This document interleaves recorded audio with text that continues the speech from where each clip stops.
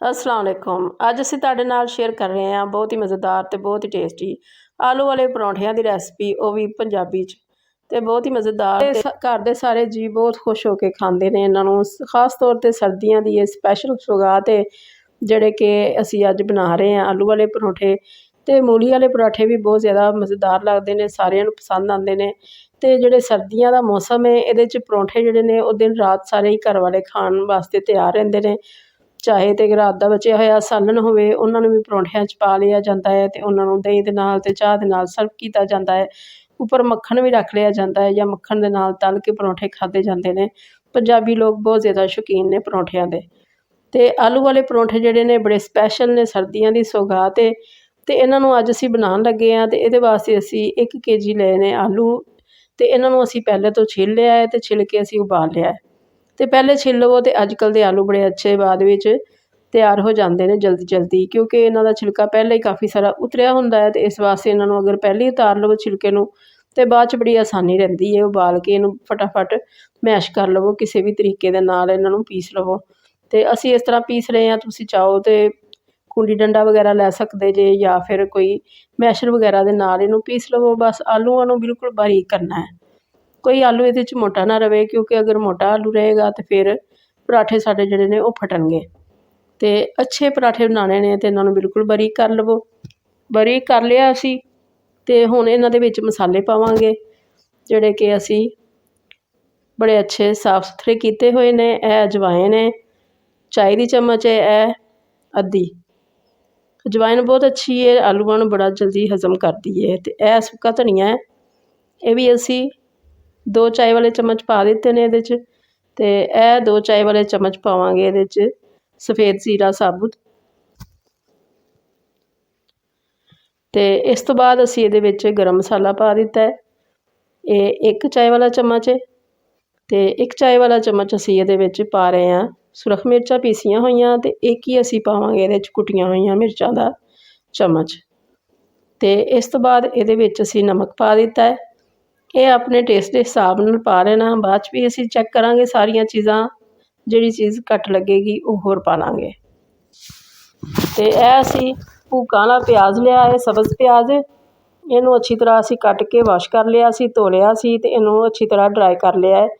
Strainer च पा के रख दित्ता सी ते एह् अच्छी तरह खुश्क हो चुक्या है। ते हुण इहनूं शामल कर दित्ता है इहदे विच। ते हुण असीं सब्ज़ धनिया लांगे, ਉਹਨੂੰ भी असीं इस तरह ही कट के अच्छी तरह साफ करके धो के ते खुश्क कर लिया है, ताकि इहदे च पानी ना रवे। पानी अगर आलूआं च जाएगा ते बहुत ज़्यादा फिर रोटियां साडियां फटणगियां। ते एह् भी असीं पा दित्ता है, एह् असीं अद्धा अद्धा कप लिआ है। ते एह् थोड़ा जिहा ज़्यादा जां कम भी पै जावे ते कोई हरज नहीं। एह् बहुत ज़्यादा मज़ेदार लगदा है, जेह्ड़ा खास तौर ते इहदे विच पाया है असीं सब्ज़ प्याज। इहदा फ्लेवर बहुत मज़ेदार लगदा है आलू वाले परौंठियां च। ते हुण असीं इहदे च आमचूर पान लगे आं 1 चाय दा चम्मच। ते आमचूर दी रैसिपी भी तुहाडे नाल असीं शेयर कीती होई है, बहुत ही आसानी नाल बन जांदा है घर विच साफ सुथरा। ते इहदा 1 चम्मच असीं पा दित्ता है। ते हुण असीं सब्ज़ मिर्चां पान लगे आं, एह् खाने वाला 1 चम्मच है। सब्ज़ मिर्चां नूं असीं पीस लिआ है, कुट लिआ है। ते तुसीं चाहो ते बिल्कुल बारीक कट लवो, ते कट के भी बहुत मज़ेदार लगदियां सब्ज़ मिर्चां।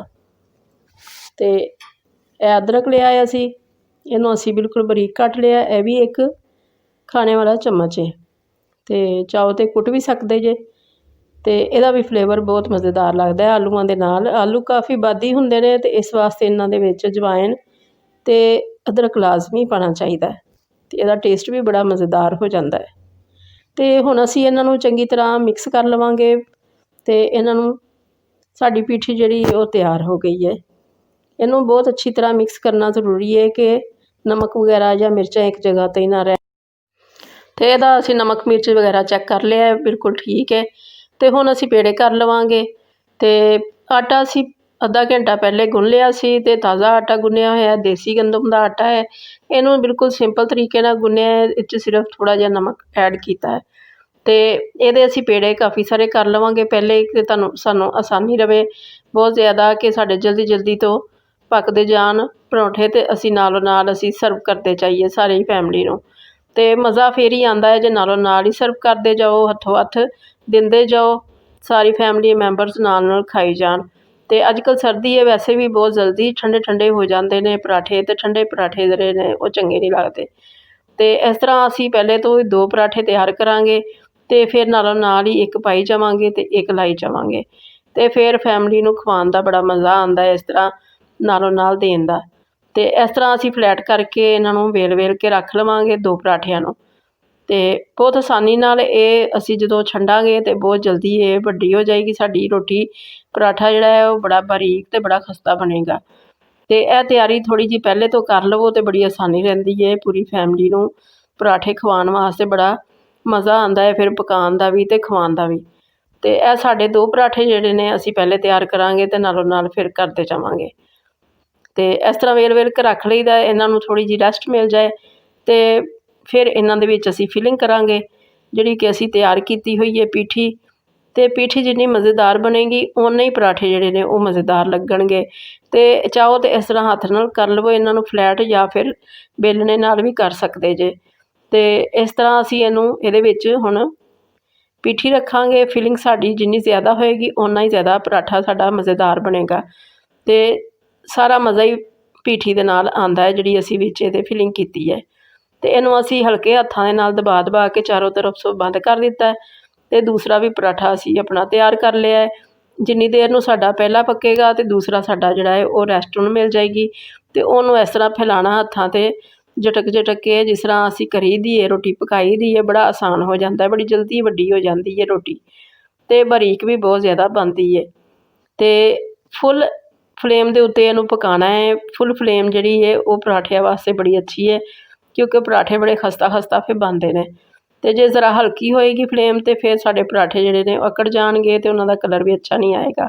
ਤੇ ਇਹਨੂੰ ਖੁੱਲ੍ਹਾ ਘਿਓ ਲਾ ਕੇ ਤੇ ਇਸ ਤਰ੍ਹਾਂ ਇਹਨੂੰ ਘੁਮਾਉਂਦੇ ਜਾਣਾ ਹੈ। ਦੇਖੋ ਸਾਡੀ ਪੀਠੀ ਕਿੱਡੀ ਮਜ਼ੇਦਾਰ ਲੱਗਦੀ ਪਈ ਹੈ, ਬੜੀ ਰੰਗੀਨ ਤੇ ਬੜੀ ਕਲਰਫੁੱਲ ਜਿਹੀ। ਤੇ ਦੋਨੋਂ ਪਾਸੇ ਅਸੀਂ ਘਿਓ ਠੀਕ ਠਾਕ ਖੁੱਲ੍ਹਾ ਡੁੱਲਾ ਲਾਇਆ ਹੈ, ਤੇ ਜਿੰਨਾ ਖੁੱਲ੍ਹਾ ਡੁੱਲਾ ਘਿਓ ਲੱਗੇਗਾ ਓਨਾ ਹੀ ਪਰੌਂਠੇ ਸਾਡੇ ਮਜ਼ੇਦਾਰ ਬਣਨਗੇ। ਤੇ ਜੇ ਤੁਸੀਂ ਡਾਈਟ ਵਗੈਰਾ ਕਰਦੇ ਜੇ ਤੇ ਫਿਰ ਪਰੌਂਠਿਆਂ ਦਾ ਖਿਆਲ ਦਿਲ 'ਚੋਂ ਨਿਕਾਲ ਦੇਵੋ, ਕਿਉਂਕਿ ਅਗਰ ਇਹਨਾਂ ਦੇ ਉੱਤੇ ਅਸੀਂ ਘਿਓ ਨਹੀਂ ਲਾਇਆ, ਆਇਲ ਵਗੈਰਾ ਲਾਇਆ, ਤੇ ਉਹ ਪਰੌਂਠੇ ਦਾ ਕੋਈ ਫਾਇਦਾ ਨਹੀਂ, ਕਿਉਂਕਿ ਫਿਰ ਉਹ ਮਜ਼ੇਦਾਰ ਹੀ ਨਹੀਂ ਲੱਗਣਗੇ। ਤੇ ਜੇ ਖਾਣੇ ਨੇ ਤੇ ਫਿਰ ਘਿਓ ਵਾਲੇ ਖਾਓ ਜਾਂ ਫਿਰ ਮੱਖਣ ਵਾਲੇ ਖਾਓ। ਮੱਖਣ ਵਾਲੇ ਵੀ ਪਰੌਂਠੇ ਜਿਹੜੇ ਨੇ ਉਹ ਬਹੁਤ ਜ਼ਿਆਦਾ ਖਸਤਾ ਤੇ ਮਜ਼ੇਦਾਰ ਬਣਦੇ ਨੇ। ਤੇ ਇਹ ਦੇਖੋ ਅਸੀਂ ਇਸ ਤਰ੍ਹਾਂ ਇਹਨਾਂ ਨੂੰ ਤਵੇ ਤੋਂ ਉਤਾਰਦਿਆਂ ਸਾਰੀ ਖੋਲ੍ਹ ਦੇਵਾਂਗੇ ਤੇ ਇਹ ਬਹੁਤ ਜ਼ਿਆਦਾ ਕ੍ਰਿਸਪੀ ਤੇ ਬੜੇ ਕੁਰਕਰੇ ਤੇ ਖਸਤਾ ਹੋ ਜਾਣਗੇ। ਤੇ ਫਿਰ ਇਹਨਾਂ ਨੂੰ ਅਸੀਂ ਦਹੀਂ ਦੇ ਨਾਲ, ਚਾਹ ਦੇ ਨਾਲ, ਮੱਖਣ ਦੇ ਨਾਲ, ਜਿਸ ਤਰ੍ਹਾਂ ਵੀ ਕੋਈ ਖਾਣਾ ਪਸੰਦ ਕਰਦਾ ਹੈ ਉਸ ਤਰ੍ਹਾਂ ਹੀ ਇਹਨੂੰ ਸਰਵ ਕਰ ਦਾਂਗੇ। ਇਹ ਅਸੀਂ ਤੁਹਾਨੂੰ ਇੱਕ ਹੋਰ ਤਰੀਕਾ ਦੱਸਣ ਲੱਗੇ ਹਾਂ। ਜੇ ਤੁਹਾਨੂੰ 2 ਪੇੜੇ ਕਰਨੇ ਮੁਸ਼ਕਿਲ ਲੱਗਦੇ ਨੇ ਤੇ ਇਸ ਤਰ੍ਹਾਂ ਇੱਕ ਵੱਡਾ ਪੇੜਾ ਕਰ ਲਵੋ ਤੇ ਉਹਦੇ ਵਿੱਚ ਇਸ ਤਰ੍ਹਾਂ ਫਿਲਿੰਗ ਰੱਖ ਲਵੋ ਤੇ ਉਹਨੂੰ ਅੱਛੀ ਤਰ੍ਹਾਂ ਦਬਾ ਕੇ ਤੇ ਫਲੈਟ ਕਰ ਲਵੋ। ਤੇ ਇਹਨੂੰ ਬੜੇ ਹਲਕੇ ਹੱਥ ਦੇ ਨਾਲ ਇਹਨੂੰ ਫਲੈਟ ਕਰਨਾ ਹੈ, ਦਬਾਉਣਾ ਹੈ ਥੋੜ੍ਹਾ ਜਿਹਾ, ਤੇ ਫਿਰ ਬਾਅਦ ਵਿੱਚ ਇਹਨੂੰ ਇਸ ਤਰ੍ਹਾਂ ਵੇਲ ਕੇ ਤੇ ਇਹਦੇ ਉੱਤੇ ਵੇਲਣ ਦੇ ਨਾਲ ਇਹਨੂੰ ਕਰ ਲੈਣਾ ਹੈ ਵੱਡਾ। ਤੇ ਇਹਦੇ ਵਿੱਚ ਜ਼ਰਾ ਕੁ ਨਾ ਸਾਡਾ ਪਰੌਠਾ ਜਿਹੜਾ ਹੈ ਉਹ ਜ਼ਰਾ ਮੋਟਾ ਰਹਿੰਦਾ ਹੈ, ਉਹਨਾਂ ਬਰੀਕ ਨਹੀਂ ਹੁੰਦਾ ਜਿੰਨਾ ਕਿ ਅਸੀਂ 2 ਪੇੜਿਆਂ ਵਾਲੇ ਕਰਨੇ ਆ। ਤੇ ਇਹਦੇ ਵਿੱਚ ਜ਼ਿਆਦਾ ਕੋਸ਼ਿਸ਼ ਹੋਣੀ ਚਾਹੀਦੀ ਹੈ ਕਿ ਇਹਦੇ 'ਚ ਕੋਈ ਮੋਟਾ ਆਲੂ ਨਾ ਰਹਿ ਜਾਵੇ, ਤੇ ਕਿਉਂਕਿ ਉਸ ਜਗ੍ਹਾ ਤੋਂ ਫਿਰ ਨਾ ਫਟ ਜਾਏਗੀ।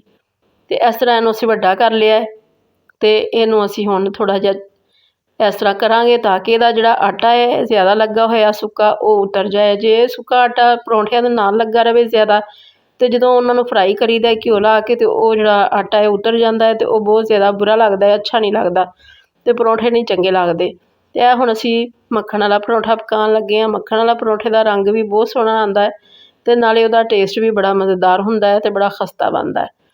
ਤੇ ਖੁੱਲ੍ਹਾ ਲਾਉਣਾ ਹੈ, ਘਿਓ ਲਾਉਣਾ ਹੈ ਜਾਂ ਮੱਖਣ ਲਾਉਣਾ ਹੈ, ਤੇ ਖੁੱਲ੍ਹਾ ਹੀ ਲਾਉਣਾ ਹੈ, ਤੇ ਫਿਰ ਹੀ ਪਰੌਂਠੇ ਜ਼ਾਇਕੇਦਾਰ ਬਣਦੇ ਨੇ। ਤੇ ਅਸੀਂ ਪੰਜਾਬੀ ਲੋਕ ਤੇ ਦੇਸੀ ਘਿਓ ਜਾਂ ਫਿਰ ਮੱਖਣ ਲਾ ਕੇ ਉੱਪਰੋਂ ਦੀ ਵੀ ਖਾਂਦੇ ਹਾਂ। ਇਸ ਤਰ੍ਹਾਂ ਅਸੀਂ ਉਤਾਰ ਲਾਂਗੇ ਤੇ ਇਹਦੇ ਉੱਪਰ ਵੀ ਘਿਓ ਦੀ ਜਾਂ ਫਿਰ ਮੱਖਣ ਦੀ ਡਲੀ ਰੱਖ ਦੇਵਾਂਗੇ, ਤੇ ਇਸ ਤਰ੍ਹਾਂ ਵੀ ਇਹਨੂੰ ਖਾਣਾ ਬਹੁਤ ਹੀ ਮਜ਼ੇਦਾਰ ਲੱਗਦਾ ਹੈ, ਬੜਾ ਖਸਤਾ ਤੇ ਬੜਾ ਕਰਾਰਾ ਲੱਗਦਾ ਹੈ।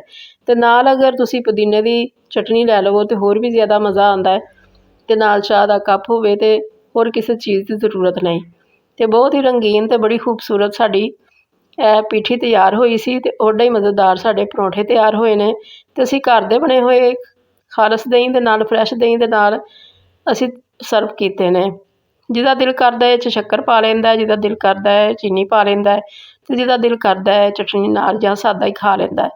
ਤੇ ਤੁਸੀਂ ਵੀ ਇਸ ਤਰ੍ਹਾਂ ਬਣਾ ਕੇ ਦੇਖੋ, ਅੱਲਾ ਕਰੇ ਤੁਹਾਨੂੰ ਇਹ ਰੈਸਪੀ ਬਹੁਤ ਜ਼ਿਆਦਾ ਪਸੰਦ ਆਏ।